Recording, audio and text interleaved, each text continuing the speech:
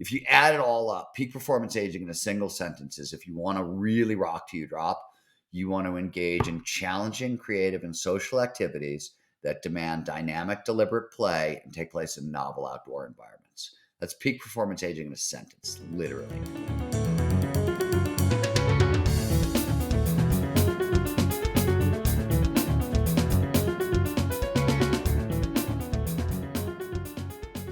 Hey, welcome to Unlatched Mind, episode 58.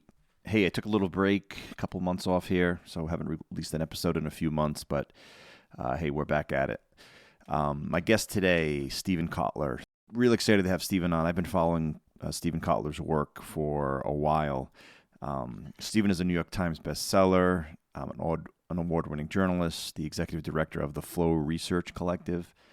He's one of the world's leading experts on human performance and getting humans to peak performance. He's written 14 books, 11 of which are bestsellers.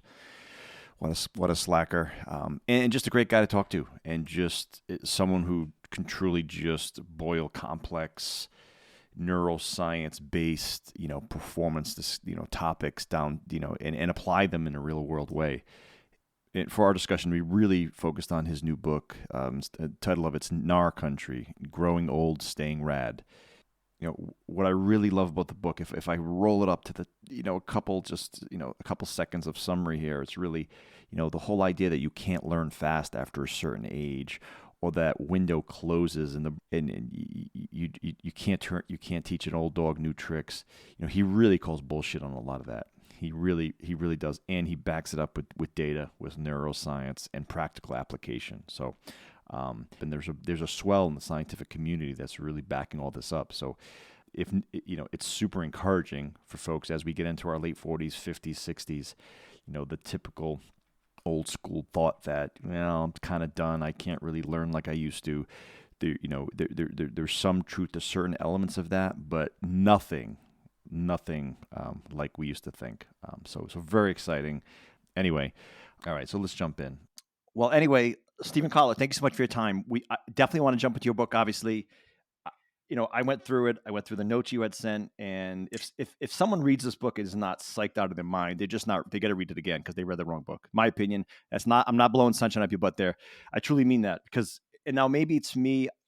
I would imagine a lot of folks that read your content or get into your content are folks that really want to, perform at ultra high levels. They're addicted to it, or that's just how they're wired. I'm kind of that way. I really, really enjoy, how do I improve this, biohacking, whatever you want to call it. So maybe I'm a little predisposed to that. Maybe some of your audiences, and also I'm a skier. So of course, that being the use case you pulled through the entire time. And actually, this is not a suck up shirt. We just came back from Breck as a family. So Nice. I got to wear that. So Nice. he's going to think I'm sucking up to him. But did you check out the terrain park? I did. I no longer do now. See, if I read your book prior, I'm sorry. What was that? I'm sorry. Yeah. I didn't quite hear you. How dare I start on that note? No, I know. I used to love the terrain parks. Hurt my knee, God, when I was 25, and I just said, you know what? It's not worth it. I'm practicing the bumps, working on my carves. But my wife's going to hate that I talked to you, because she's going to be like, "What are you doing in there? Don't jump. If you get hurt, what are we going to do?" So, but anyway. Before we jump into the book, a little background on yourself. Obviously you got a body of work. You could talk, the Flow Research Collective, all the stuff that you get into. For me, all your body of work seems very much like one is an obvious extension of the previous. And it's just, for me anyway, just looking at it from the outside looking in. But I'm just curious to how you got into this world and how you came all the way up to being motivated to this book. So, I came into peak performance in general in the 90s. I started my career as a journalist, and journalism is this sort of wonderful career where they pay you to be curious.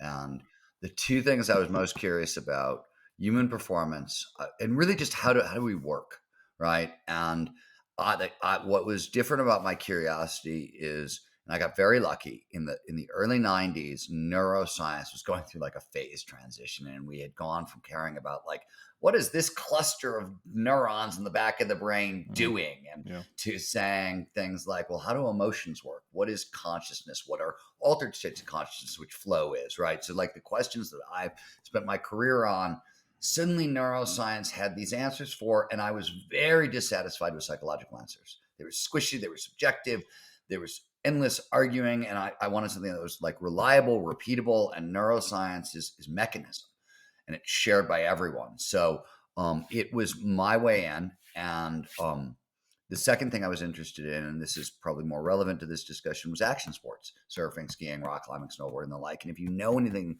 about these sports in the 90s is described as the era of impossible. More impossible feats, things that had never been done, were never going to be done, get done than ever before. And it's a wild time where like somebody will do something on a Monday that's never been done before, and by like Wednesday somebody else is building it on it, and by Friday they've built further, and it's like this iteration on impossible is happening all across action sports. And I had a front row seat. I was living in these communities. These were my friends. And, I always say it's a very different world when you like, you see Laird Hamilton on a screen surfing Jaws and you see a 50-foot wave, than when you like go drinking with your buddies on a Friday night, and then Saturday morning you're hungover and you all go to the mountains together.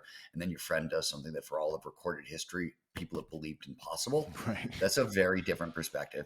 And the second part of it is, I knew enough about peak performance. In the 90s, if you talk to people about peak performance, you'd hear a lot about good upbringing, good childhood, the right schools, the right mom, the right, all this stuff. Yeah. And all the folks I knew defied this. And this is what really caught my attention. All the folks I knew, they had horrific childhoods, most like broken homes, bad upbringings.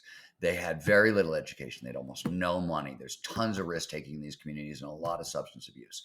And if you put those things together in communities, people die young or go to jail. They don't reinvent what's possible for the human species. And that was where it started. So how is this happening? Why is this happening? Obviously, the answer involves flow states, which was at the center of my work. And that was sort of where it started. In the beginning, I was exploring it as a journalist and a columnist. Then I was exploring these questions deeper in books. Now with the Flow Research Collective, we have a huge research division, and we do work with folks at USC and UCLA and Stanford and UC Davis, and we publish our research in major neuroscience journals and that sort of stuff. So it's, the style of research has changed. So the language I write in about the research has become, I think, way more precise over time. But it's sort of still the same kind of quest. And in our country, the most recent one is the book goes from peak performance into peak performance aging. And the sort of like the through line, Mihaly Csikszentmihalyi is the godfather of flow psychology. We're going to talk a lot about flow. So let me just define it for anybody who doesn't happen to know Segment. what a flow state Perfect. is. So flow is defined as an optimal state of consciousness. A state of consciousness, we feel our best, we perform our best. More specifically, it's those moments of rapt attention, total absorption. Get so focused on what you're doing, everything else just melts away, starts to disappear, and all aspects of performance, mental and physical, go through the roof. And so I work on how that happens in the body and the brain. And one of the things that we know about how flow happens is flow states have triggers, preconditions that lead to more flow. So if you want more flow in your life, these triggers are your toolkit. And the most famous one is known as the challenge skills balance. So the idea here is flow follows focus. It can only show up when all of our attention is in the right here, right now. Turns out we pay the most attention to the task at hand when the challenge of that task slightly exceeds our skill set. So you want to stretch but not snap, always challenging yourself, always learning, always growing. So Csikszentmihalyi argued, okay, one more detail. When we talk about flow as peak performance, it's total optimal performance, including skills that you wouldn't normally add in. In flow, we are more empathetic, we're wiser, those kinds of skills, and flow over time makes us more empathetic and increases wisdom. So Csikszentmihalyi argued that flow is the actual driver of adult development. It's how we mature, it's how we grow over time, because on the other side of a flow state, you're more complex, you're more adaptable, you've learned something new, you've a little wiser, a little more empathetic, and flow is usually a signal of skill mastery. So you're advancing, right? And he said he thinks it's the main driver of adult development. I he passed away a couple of years ago, so I can't, and we can't actually bring this up and talk to him about it anymore. Yeah. I think it's one of a bunch of drivers of adult development. I think it's the most important one, perhaps, but there's other stuff going on. We can argue over that, but like my work in peak performance sort of rolled right into peak performance aging. And simultaneously, I don't know if you know this or not, my wife and I have spent 20 years doing hospice care work for very old dogs. We run a hospice care dog sanctuary and have for 20 years. And we've developed a very, very successful healing protocol built on flow science, some of these other ideas. And our dogs are like the worst. We specialize in the worst of the worst. So if you're a late elderly Chihuahua with an abusive past, bladder problems, bowel problems, one eye, 3 legs, cancer, heart disease, and flatulence, you are our dog, right? Like that's what we do. Yeah. And these dogs all get checked out by vets, and the vets will say things like, don't get attached. This dog is going to be dead in a month. Your job here is a very good death. That's all we're doing here. And yet these dogs, and over the years, 700 dogs passed through our facility and another 5,000 in the outreach programs. Our program was working so well, these dogs would live 4, 5, 6 more years, and you start turning that into human years. You're like, holy shit, that's a lot more life. That's a lot more life. Why is this happening? Is it possible in humans? All these sort of things come together and sort of lead into what becomes in our country. Interesting. I guess flow triggers, right? I mean, because you touched on that, and I had a note here saying, is everybody. So those are the preconditions by which that allow flow. You need to enter the conditions to create flow, right? So can anyone get into that state? Are there some people just better, or can they get to that state easier, or is it a biological component? Yeah, you're talking about what scientists call flow proneness, and certain people are more flow prone than others, and there are certain behavioral things, non-flow triggers. For example, we did a bunch of work with Dr. Glenn Fox, who's a neuroscientist at USC who specializes in gratitude. And we discovered that people who have regular gratitude practices, because gratitude calms down the nervous system so much, it's easier to get into that challenge skills balance. So people with regular gratitude practices are more flow prone. That's one example. There's a bunch of different neurobiological examples. And the other thing that nobody talks about is your flow proneness also correlates with what triggers you might get into. So let me give you a sports example. There are endurance athletes who ride like runners high into flow. They're riding the anandamide and the endorphins that underpin flow, the pain relief. And that pain relief tends to show up after like 6 hours of exercise, 5 hours of exercise, right? You get these long time endurance athletes. Whereas I tend to ride the dopamine drivers in the flow. So novelty, creativity, unpredictability, risk. And those are very quick, right? And they can happen very, very quickly for people. But for people who are really wired for endurance sports, in the S&M community, there's an S&M based flow state known as flying. And it's a pain induced flow state. It's the exact same flow state as endurance athletes are seeking. It's the same neurobiology on the front end, and that seems to take a little longer for people usually, or require kind of a more intense experience, I think is what we learned from the S&M community a little bit, but I'm not a sex researcher, so I can't really speak to that too much. Did you say S&M? Yeah, so you did. Okay, got it. Yeah. Yeah, in my book, Stealing Fire, we talk about the overlap with certain sexual practices in altered states, because there's a lot of overlap in the brain between what happens in a flow state, what happens in traumatic stress, what happens in a psychedelic experience, what happens, like all these altered states of consciousness share a lot of commonalities. And so one of the ways we study these things is through comparative altered states, basically. Interesting. Yeah. Because the brain doesn't really know the context, right? I think that by the chemical, I would imagine the chemical release is sort of similar in different ratios based on the different context, whether it's sex, whether it's other things you're talking about. So it's almost like you could almost boil it down to. And so like one of the things that happens in flow is the prefrontal cortex deactivates. This happens in almost all altered states.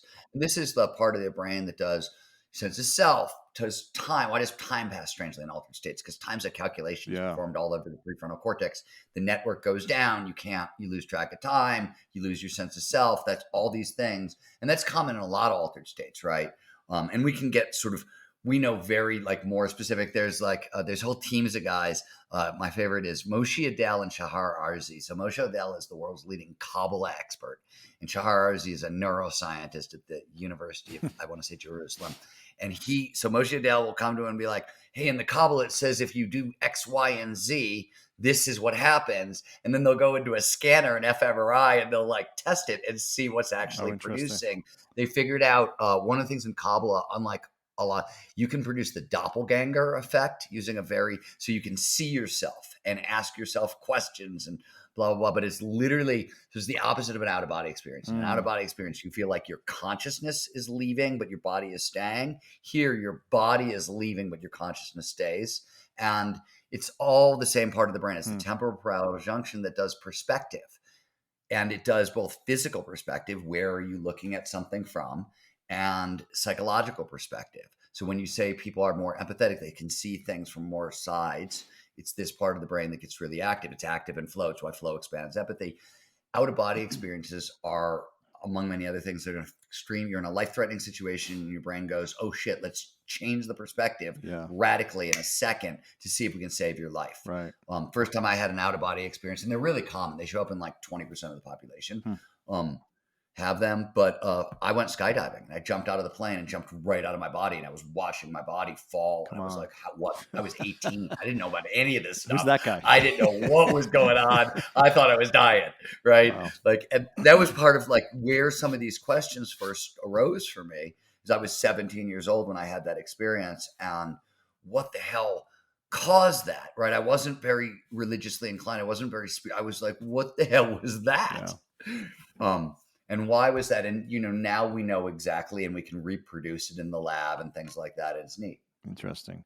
Another interesting, going back to the chemical thing, I think you said flow is the only time you get all of those, the dopamine, norepinephrine, serotonin, oxytocin, endorphins all at the same time. Is that? Yeah. So, look, there are couple hundred neurochemicals in the brain. We understand like 15 of them, first of all. So there's way more going on than just that. And we certainly know a bunch of neurochemicals that you didn't name, glutamate, GABA, acetylcholine, like they're involved too. But the big five you named are all pleasure chemicals. And flow does appear to be the only time you get all five at once. And to put these in context, just so you understand how pleasurable we're talking about, romantic love. We've all fallen in love. It's a very potent high. That's dopamine and norepinephrine mixed together. So flow is dopamine and norepinephrine plus 3 other pleasure chemicals, including dopamine, which may be the most potent of all of pleasure chemicals and is definitely the most addictive, or one of the most addictive. And endorphins, not dopamine, endorphins, which there are about 20 different endorphins in the brain. These are those painkillers I was talking about. Yeah. The most common is 100 more times potent than medical morphine.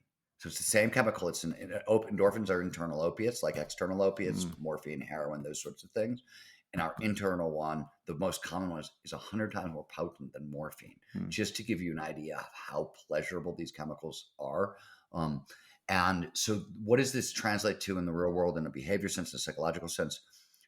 One of the most well-established facts in psychology is that flow underpins happiness, well-being, overall life satisfaction, meaning, and purpose. The people who score off the charts for all those things are the people with the most flow in your lives.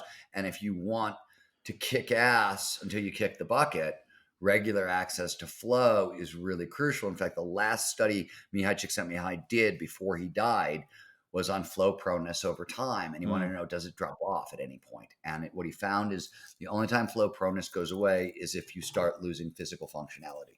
If you can't do the things that you used to do to get into flow, flow proneness diminishes. But in his study, it was like late 80s is when it was showing up. And that was as far as the study went, right? They're not tons of 90-year-olds running around volunteering for studies. So that's about most of our data ends in the 80s. Well, that was interesting. And it was a little heartbreaking too. I heard you tell a story. I don't know, it was on a podcast or YouTube. I forget where it was, but you had called him, and I think he told you to have a backup plan because he. Yeah. So where did In Our Country come from? Where did my book on peak performance aging come from? So we've been talking about, like, I've been looking at the flow stuff, but I was looking at the dog stuff and whatever. So what did we learn just previously to like where I get involved in this more actively is the traditional idea of aging is the long, slow rot theory. It's all of our physical and mental skills decline over time. There's nothing we can do to stop the slide. Right.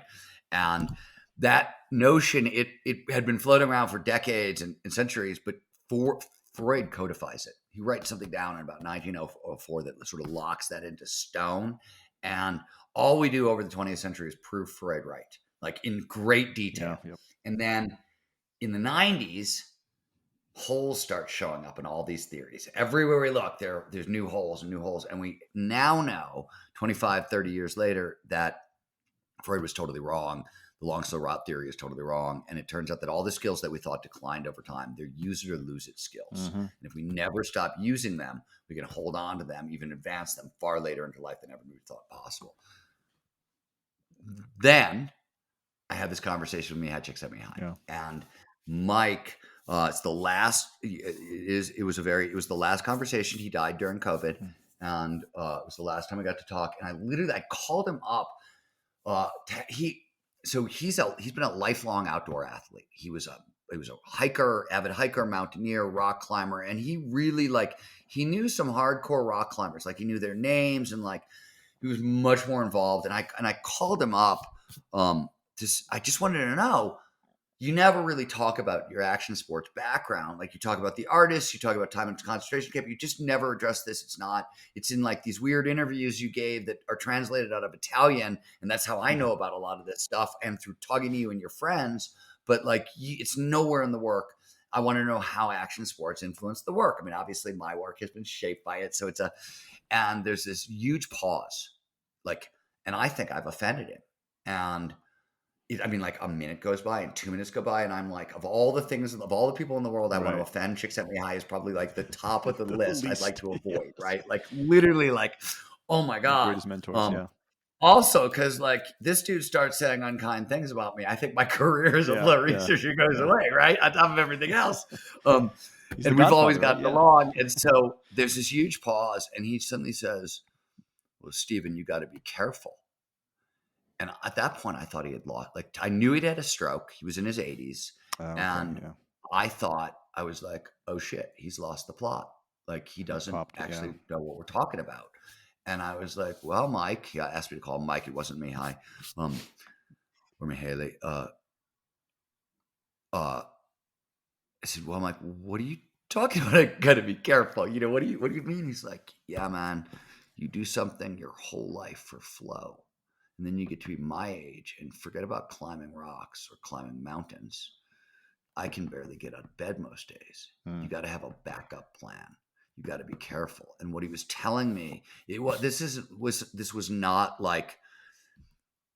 was one flow junkie to another, right? This guy was saying, look, man, as you get older, you want as many ways into flow as possible, because it's so important. And that's what he was telling me. And don't just depend on one thing. So that then led me to say, okay, if this is my backup plan, I took all these ideas and I said, if this is true, I should be able to onboard difficult physical skills even in my 50s. And I decided to learn to park ski.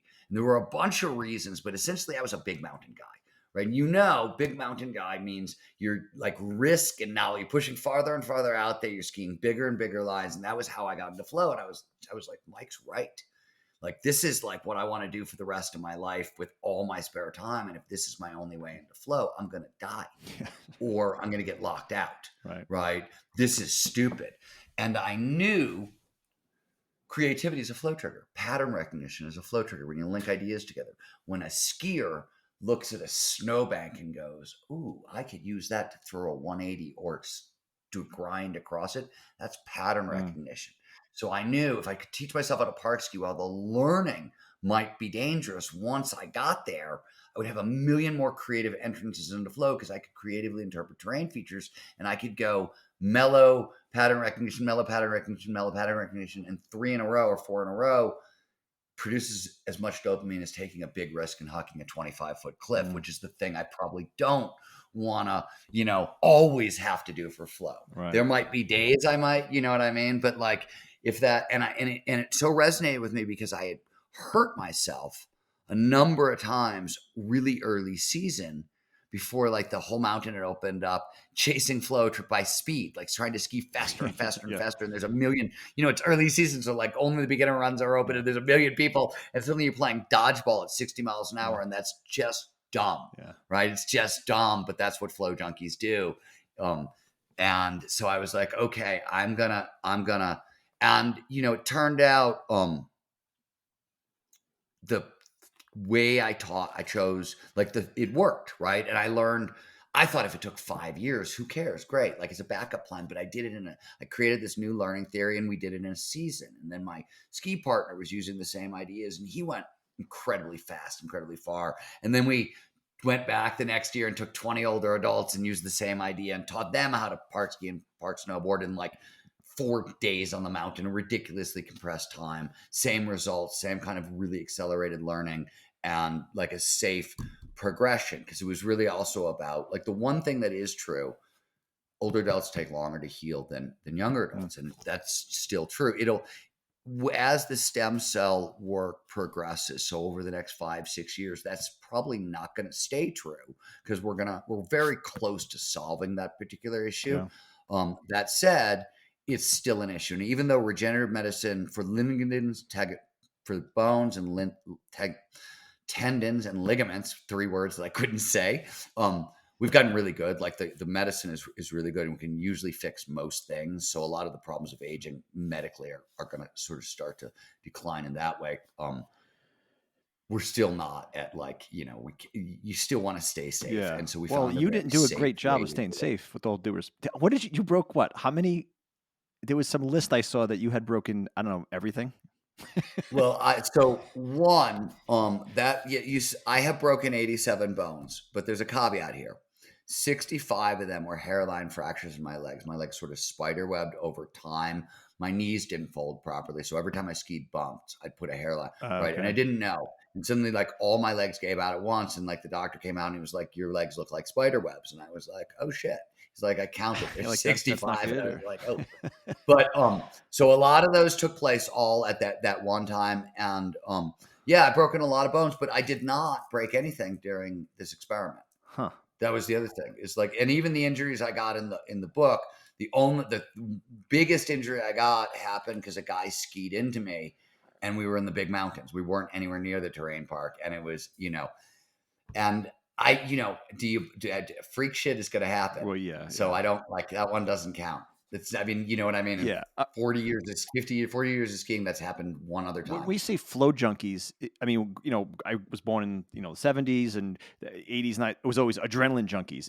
Is this a new word for the adrenaline junkie? Is there a similar? Yeah, so it's in a certain level it is because nobody's an adrenaline junkie. First of all, it's not addictive at all. It's a horribly unpleasant sensation. Nobody likes the feeling of adrenaline in their. Yeah, that's when you drive by like a state trooper, a little right? bit is exciting, a little, but right, you get that like near miss. Yeah, that's you don't like exactly. that. It's terrible. Yeah, okay, yeah, Nobody's addicted to adrenaline. It's a total misnomer. Right. It's you get a little bit of adrenaline, like, so there's a lot of work, and we've done some of this work that you may need to trigger the fight response, the front end of a flow state, even if it's a cognitive flow state, even if like you're playing the guitar, you may come to like a difficult lick where you have to like lean in for a minute and like, and in that moment, you get a little adrenaline, noradrenaline, right? The brain's version of it, and a little testosterone perhaps.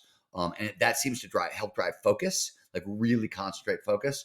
But other than that, the adrenaline, the term is a total misnomer, and it's gone away.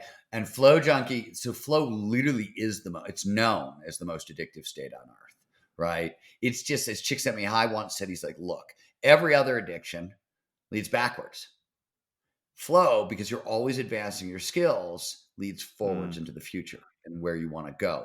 But it's still, and if in my book, The Rise of Superman, I have a whole chapter on the dark side of flow. I'm like, you're dealing with very addictive neurochemistry at the Flow Research Collective. When we train people, you have to train people for how to do this. Because like if you're doing something that's creating a ton of flow, I'll give you a simple example from entrepreneurship. Launching a startup creates a ton of flow, right? Group flow happens almost on a daily basis. Company gets launched, and then it's the same thing every day, and it's not as flowy. And for the entrepreneurs on top, it gets boring because they're flow junkies and they go start a new company, Right. right? Right. This is what happens with serial entrepreneurs, and I say this. Peter Diamandis has been my writing partner. I think I've been involved in 22 startups, so I'm bad, but I think he's up around 35 or 37. I mean, like his number is Yeah. crazy. Yeah. Well, everything you're saying, and I got like, as stoked as I was on all these topics, I did, and this is more of a macro comment on society, basically, and it's like, you know, I get some comments sometimes like, well, a lot of the folks you talk about, oh, well, he's probably doesn't have kids. He's probably young. I'm not saying you specifically, but a lot of these people that are they're in life situations where they can choose creative endeavors. Well, I'm a stay-at-home mom with 2 kids and I have to do work I hate.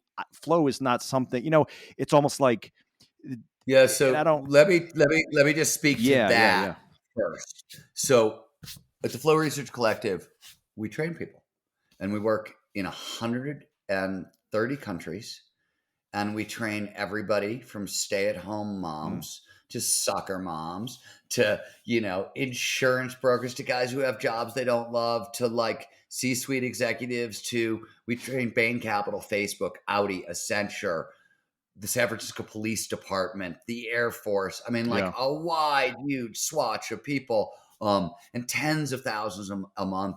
And peak performance is for everyone. We are all hardwired biologically. Okay, let me definition of terms. Peak performance is nothing more or less than getting our biology to work for us rather than Mm, against us. Peak performance aging, getting our biology to work for us rather than against us when applied to the opportunities and challenges of aging. That's all we're talking about here. But we share the same biology. Everybody can get into flow. It's universal in humans. It's actually universal in mammals. Like I got my dogs into flow. Dogs get any into flow. It's part social of our mammal, human right? Yeah. protocol, Yeah. right? Yeah. Any I heard, social I heard you say mammal. that. Yeah. Yeah. Yeah, and by the way, it's because ferrets can't produce anandamide. That was the test, Okay. right? They taught humans, dogs, and ferrets to run on a treadmill and then ran them into runner's high. And then they took blood, and ferrets couldn't produce anandamide, one of the chemicals that's underpinned flow, and that's why that's one of the dividing lines. Mm, Now, I have to say that I don't think that's true because the endocannabinoid system, which produces anandamide, is ancient and shows up in almost all mammals. So I think something was wrong in the experiment, not in the science doesn't make any sense to me. But whatever, that's super geeky. yeah. Yeah. Apologies. But it seems like flow is an absolute. It sounds like hyperbole here, but flow. I mean, is sort of a cure for. I feel like it's a natural Adderall or a natural insert your amazing brain focus drug here, and it's like all Well, of our I mean, addictions, so alcohol, drug use, depression. It almost yeah, I seems mean, like look, it's look at the numbers. So we've got studies on like what flow amplifies, and how much, and it's productivity. And McKinsey did a 10-year study. It's 500% above baseline. Creativity is 400 to 700%, depending on whose numbers you're looking at. The Department of Defense looked at soldiers and yeah. flow and learning rates, and they were 250 to 500% faster than normal. On the physical side, strength goes up, stamina goes up, fast twitch muscle response goes up, pain sensitivity goes down. This is optimal performance. The thing about it is, and I talk about this in Art Impossible. So you gotta to understand why does flow optimize so many things. Evolution. Yeah. Evolution, Just hope. Yeah. and the reason is this. So scarcity drives evolution. There are 2 reactions to scarcity. You can fight or flee, or freeze, but you can fight over dwindling resources, right? Right. Or get together, get creative, get cooperative, and make new Create new ones. resources. So Yeah. what does flow amplify? Everything you need to fight, flee, or get creative, get cooperative, learn a bunch of stuff, and make new resources. So That's and thus so survive more. and thus Right. Hence survive. why. Right. Yeah. So like that's where Yeah. like that's what it is. That's what it comes from, and that's why it optimizes so many different things because it's built specifically for our survival. And and the hunt for resources demands a lot of like creativity and innovation and physical Yeah. skills and pathfind all that. Mental Everything acuity, gets everything. amplified. Yeah. Yeah. Everything you need. Yeah. Yeah. Yeah. Now, what is the? I drew a little like I'm very visually oriented. It's like there's a physical and a mental component to this. Someone like going back to and I wrote his name down just so folks know. Mihai Csikszentmihalyi. Did I say that correctly? I don't want to butcher his name, and Yep. You yeah, got it he deserves perfectly. the respect of a well pronounced name, but it's a complicated one, dude. But he asked you to call him Mike, so that's pretty kind of him. But no, anyway, so it he was obviously getting to the point where his physical body was not responding anymore. So how does someone that I'm a software engineer by day. So I wrote down a bunch of things when I felt like I was absolutely in flow. And a lot of it was physical. Like when I remember I used to play baseball, and I remember being I was a kid, and I don't know what it was, but I was playing third base, throwing absolute laser beams to first base, like 30 in a row. That was so I don't know what it was. I was at college one time. I was and I'm not a specialist in any sport. I just enjoyed them, and I was kind of okay at pretty much all of them, but never great. I hit 11 3-pointers, 9, 10, or 11. I never remember the number, 3-pointers in a row. And that's not me. I don't do that. And it was just like, to your point, everything else went away. I didn't see or hear anything. I could see the ball going through the net. Everything was working. But then also, I remember times where I was just writing software, and it was working. And writing Oh yeah, software, I mean, but so the cats who wrote PeopleSoft, Tim Lester and I can't remember, which is like the Coder yeah, Bible, yeah. talk a lot about coding and flow. And there's like really cool studies on coders and flow. So yeah, like one, Chick Set Me High and myself sort of did the field of service because we're probably the two largest, you know, people know about flow because of Mike and me as a general rule. And we both focused a lot on artists and action sport Yeah. athletes because the stories are good. But it turns out, you know, some of Mike's earliest research shows that the most common flow states on earth are things like reading. There's group flow, team flow, team performing at their best, and the most common, and comes in varieties. Interpersonal flow is just two people talking, and you get so sucked into the conversation. A couple hours go by, and the most common flow state on earth is two middle managers talking at work in interpersonal flow. That's really common as well. So the thing that's different, and so why does your baseball experience stand out so much as opposed to these other flow states? And this is part of the answer to your question. This is what most people don't realize. Flow is not a singular experience. It's a spectrum of experiences, much like any emotion. So anger, I'm a little irked, I'm homicidally murderous. It's still anger, right? It's a spectrum of experiences. So flow is defined psychologically by 6 core characteristics: complete concentration on the task at hand, merge of action awareness, the vanishing of self, time passing strangely, uh, autotelic, which is a fancy word for joyous, ecstatic, overwhelming. It means an end in itself. We will do something that produces flow simply for the sheer enjoyment of getting into flow, doing it, right? We don't need other motivations. That's autotelic. And then the final one is a sense of control. And that's literally the internal experience of peak performance. We don't experience peak performance. We experience, oh my God, I can control things. I can't. My skis are doing things my skis don't normally do. Your baseball with doing things right. That's that sense of control you're talking about. But it could be cognitive. It could be me as a writer. Like my sentences are doing really amazing things at 6 a.m. on a Tuesday. And, maybe this doesn't happen every Tuesday at 6 a.m., but today. But the point is, microflow is when those characteristics show up, but they're like at 1 or 2. Yeah. This is, you go to work, you sit down to write a quick email to a colleague, you get so sucked in, you write an essay, and you bodily awareness disappears. And like maybe your sense of self doesn't totally gone, but bodily awareness is gone. When you pop back into consciousness, like an hour's gone by and you're like, oh shit, I got to run to the bathroom. Yeah. That happens to all of us every day. Like that's almost a daily experience. That's microflow. Macroflow is the other end of the spectrum. I'm shooting, 3-pointer after 3-pointer and I can't miss. Yeah. And that was often, for a really long time, until the 50s, people thought it was a spiritual experience. It only showed up, or mystical experience. It only showed up in religious and spiritual people.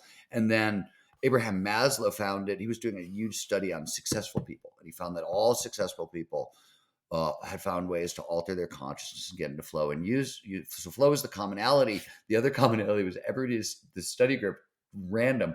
They were all atheists. Everybody. It was like hundreds of people. They were all atheists because he was like studying top intellectuals, Einstein and Eleanor Roosevelt. And like, they just didn't believe in God.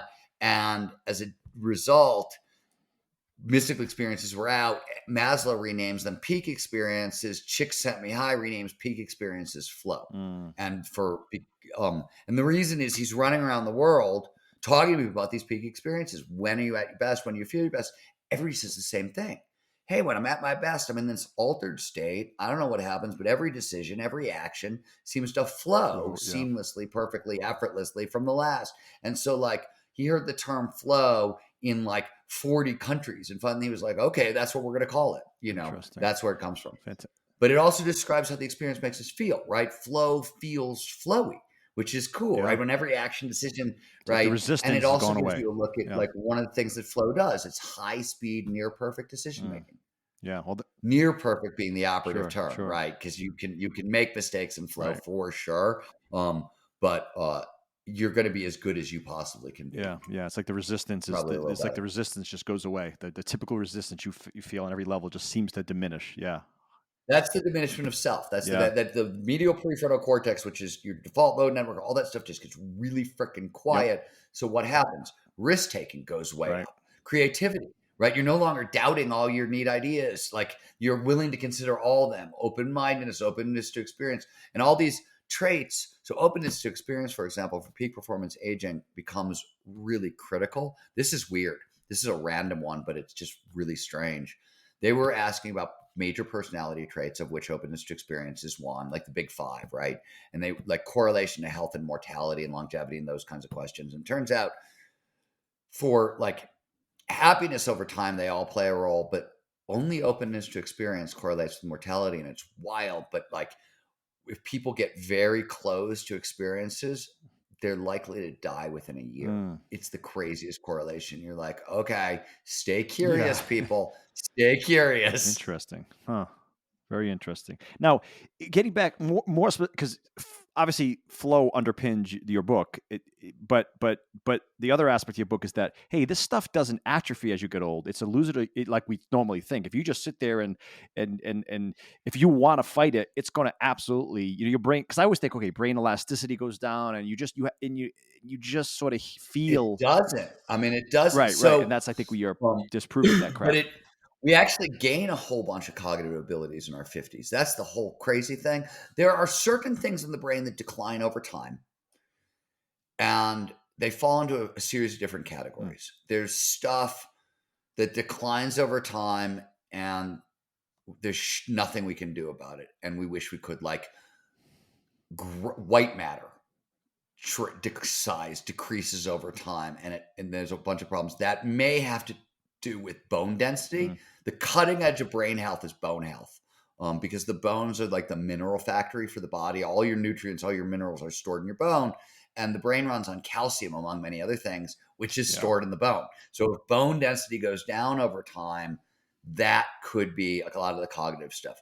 But as a general rule, there's stuff that's there's a few things that go down over time, and there's not much we can do about it. But most everything else is a use it or lose it skill. Then there's a bunch of stuff that we used to think declined over time, but we now know it's trainable in like weird Mm, ways. I'll give you a great example. I do a lot of work with Dr. Adam Ghazali, he's a neuroscientist at University of California, San Francisco. He's brilliant, and so one of the things that goes down in older people is task switching, the ability to go from task to task. Right, they get lost and confused, and he built he had the cover of Nature, the top science journal in the world 5 years ago, for a video game that he designed. And it's the first video game that's been approved by the FDA to treat disease, and it treats cognitive decline in older adults, and it works specifically on task switching. mm, And you can literally like play his video game 20 minutes a day 3 times a week for about 6 weeks, and it will reset your brain from task switching and a couple other things from a 60-year-old to a 20-year-old. mm, So there's stuff where we've got like really cutting edge stuff for it. And then there's a whole bunch of stuff we are just wrong about. And there's all these superpowers that come online in our 50s. Some of it's genetic, certain genes only activate with experience. Some of it is the two halves of the brain start working together mm. really well in our 50s, 60s, 70s, 80s, keeps going. And some of it is the brain starts to utilize under recruited regions. So like any open space, the brain says, oh, you're 50 years old, we can start colonizing this. You're not going to need it for Yeah. that, and we can use it for this. And as a result, in our 50s, we get access to new levels of intelligence. Like 3 new thinking styles start to come online that are really critical: relativistic thinking, systems thinking. So big picture thinking starts to really increase in our 50s. Empathy goes up, wisdom goes up, creativity, including divergent thinking. Like the hardest aspect of creativity to train is like the outside the box, wild, disparate Mm, connections between ideas. And it naturally starts to increase in our 50s. So like the old idea, you can't teach an old dog new tricks. That actually goes back to Freud. Freud said old people are no longer educable. That's literally where that dates to.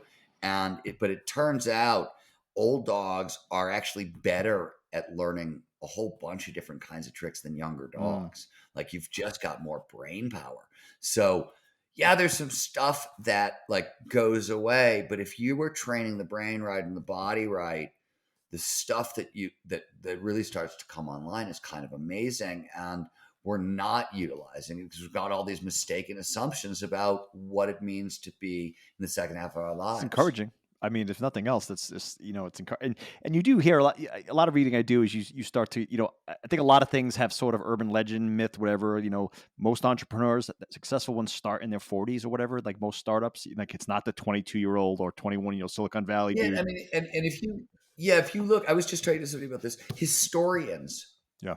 peak in their 70s, writers peak in their 60s, Yeah. and I mean, like you go start going through the list. The point I make, which is a business case in a sense in the book, is so I wrote a book called Bold, which was about applying some of the flow ideas and a bunch of like tech ideas, and it was about entrepreneurship, Mhm. right? And so after Bold came out, I spent years talking to CEOs, and all for whatever reason, maybe it was me, I don't know what it was. We would always end up talking about hiring and training, Mm. which I think are, for most people running companies are two really big issues. And I heard the same thing over and over and over again. This that in the 21st century, I need two sets skill sets in my employees more than I need anything else. And I need intelligence, creativity, and innovation because everything's moving so damn fast. I have to be able to out innovate the competition and stay ahead and all that stuff. And the second thing is I need empathy and wisdom because psychological safety matters and you can't have psychological safety without empathy or wisdom. Team performance matters, right? Every company is run on by teams, and if you without empathy and wisdom, you don't have high performing teams. But the mantra, and I think we have Jeff Bezos to thank for this one, of 21st century business is customer centric Mm. thinking. And if you're not empathetic or wise, nobody can think like your Yeah. customers. Yeah. So when you look at these things, I'm like, wait a minute, these are the things that come online in your 50s. This is exactly what we're getting. Now, it doesn't mean you want to hire every person. I always, in the book, I say, if you add it all up, peak performance aging in a single sentence is if you want to really rock till you drop, you want to engage in challenging, creative, and social activities that demand dynamic, deliberate play and take place in novel outdoor environments. That's peak performance aging in a Perfect. sentence, literally. Yeah. There's some lifestyle stuff you want to do for like healthy aging and successful aging that's sort of underneath that, perhaps, but that's literally it in a sentence. So if you have older adults over 50s who are engaging in challenging create like it Yeah. means that they've got all the brain power, they've got all the superpowers. These are who you want to hire. And the one thing I want to define there is dynamic. Every other term tends to make sense to people. Dynamic, deliberate play. What is that? Dynamic is a fancy way of saying, so I just said there's a bunch of use it or lose it skills, right? On the physical side, the big five are the five for functional fitness, and dynamic is literally a way of shorthand for it's any activity that demands strength, stamina, balance, agility, and Mm. flexibility, which are and maybe a little power, Mm-hmm. right? Those are the five. Those are the skills you need to train over time.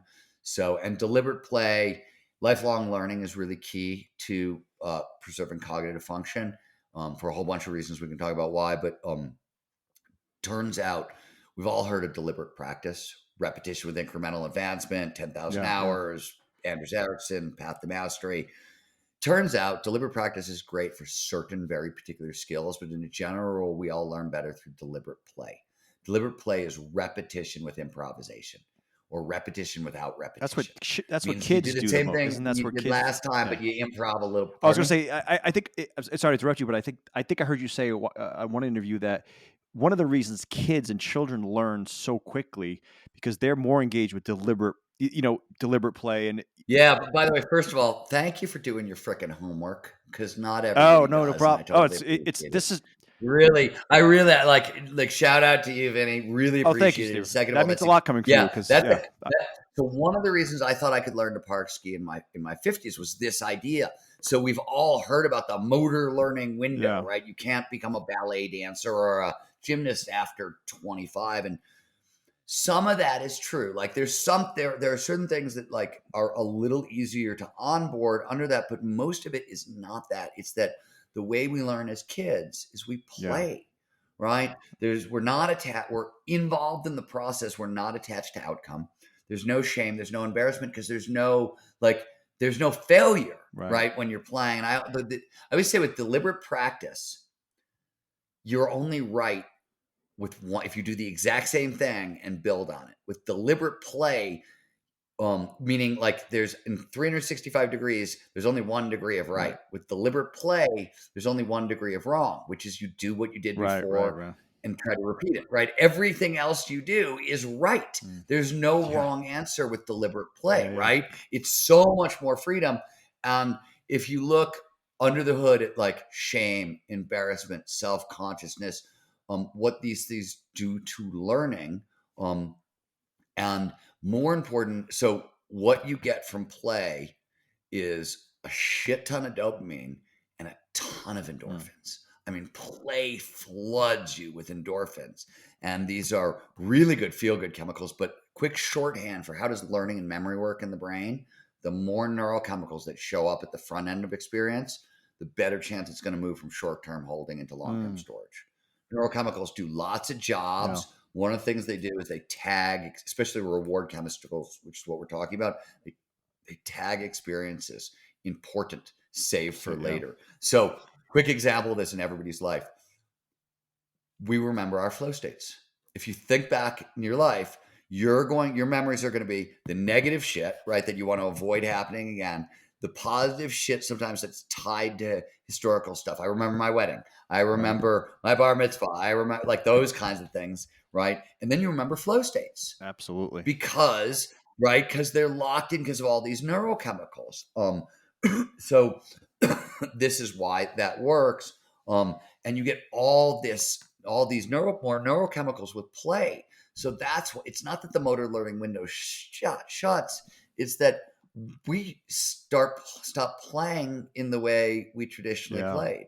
And if you reboot it, it reopens the window. Or any education. And I mean, I could learn how to park ski in my 50s. I feel like this is very good insight that should be shed on the educational system. Like, should they almost like they should look at this and say maybe having kids sit in chairs. I know there's the Montessori stuff. There are always well. If you look at embodied cognition, which is the other thing, embodied cognition is literally like we used to think our brains were just up here, and now we know they're totally distributed through our body and in the environment, which is extended cognition and et cetera, et cetera. And so embodied cognition, one of the founding tenets of it is we learn better when we move, right? You want to learn a foreign language, pair every word to a weird ass gesture. You'll learn it like 5 times as fast. If you want to take notes by hand versus taking notes on a computer, because the more motion of 100%. The hand locks things into memory faster, right?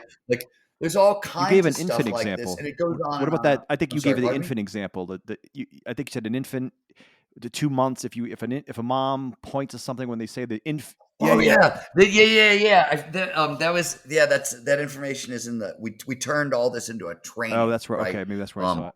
Right, and in the training I talked about it. Yeah, this is sort of like one of my favorite geeky embodied cognition facts, which is an infant gesture points at a thing, and mom says, "Oh, that's a coffee cup." Within 2 months of that pointing, the kid will learn the word coffee cup. So it's the combination of like action. Right. The kid is acting and pointing in the world and hearing the word. And so what this means, and this is crazy, but so they've done all these studies and they found that in low income communities, people gesture less than in higher income communities. They have smaller vocabularies and they have smaller gesture vocabularies. And so there's all these training. And if infants don't gesture early, it's a huge break on intelligence. So they've now all these programs in low income communities that literally just teach parents how to gesture more. Really? And as a result, totally free workshop, come learn how to gesture more, and your kid is going to be a ton smarter as a result, which is really kind of, this is some of the stuff that's like embodied cognition has been around for 25 years at this point, but it's just in the past like 3 to 5 that we're getting, like, we understand why it's working. It's getting really practical. That was, we took a bunch of ideas out of that in our learning protocol. And a lot of it was like more about like not doing dumb stuff Right. rather than adding in new things to do, right? A lot of it was like things we're not going to do that most people do. And, but it was, my favorite stuff from from my origin story, right? Like when the shit gets practical, that's when it gets really super fun, because then you're like, okay, I can take this stuff in the lab and I can take it into the world and try to test it. Yeah. The advantage of the Flow Research Collective is I got a lot of people who want to run those experiments with me. Yeah. Well, Steve, I could literally have a conversation for 12 hours here, and I know you got a hard stop here. I want to respect your time. Where do people find you? When is the book out? Give us, end of this month, I think, right? February? Book is out. Yeah, book is out in 2 weeks. So February 28th. Though I have heard tell that some people who are placing pre-orders are getting it early. I can't believe the publishing industry is managing to do anything early, but theoretically, you can go, if you want to learn more about the book, narcountry.com. And if you haven't been there, so all this stuff about the peak performance aging experiment, where we taught a bunch of older adults how to park, so we turned it into a video. We had a National Geographic videographer follow us around. So there's really fun videos up there. A whole bunch of stuff like that. It's the narcountry.com. And we've got an amazing pre-order campaign. So I don't know when this is running, but and we may extend it a little bit after launch, but I built $2,000 worth of peak performance trainings and tools and peak performance aging stuff that we're giving away for free with every pre-order through narcountry.com. StephenKotler.com gets you to me. If you're really interested in some of the flow stuff, flowresearchcollective.com is that. And for your listeners, if the flow stuff is interesting, I said we do all these trainings. Anybody can sign up. You can go to getmoreflow.com and you can sign up for a free hour-long coaching call, basically, with somebody on my staff. They'll tell you about our trainings and see if they're right, but it's really like, let me apply flow principles to your life and that sort of stuff. And I can offer that to your folks as well. So those are the 4 URLs that will sort of get you into this everywhere in this world. Sweet. I'll put them all in the show notes so folks can just kind of click and go. But this has been awesome. I'm I don't know what I'm going to do tonight, but I'll be thinking about how into it I am. Well, so what I want to see, I'm not done until I'm like, Vinny, I need you back in the park. I need some freaking videos. Well, you know what? Right. Watch my introduction to park skiing video also. So we're building Team Geezer, or Geezer Team. Cool stuff. Very cool stuff.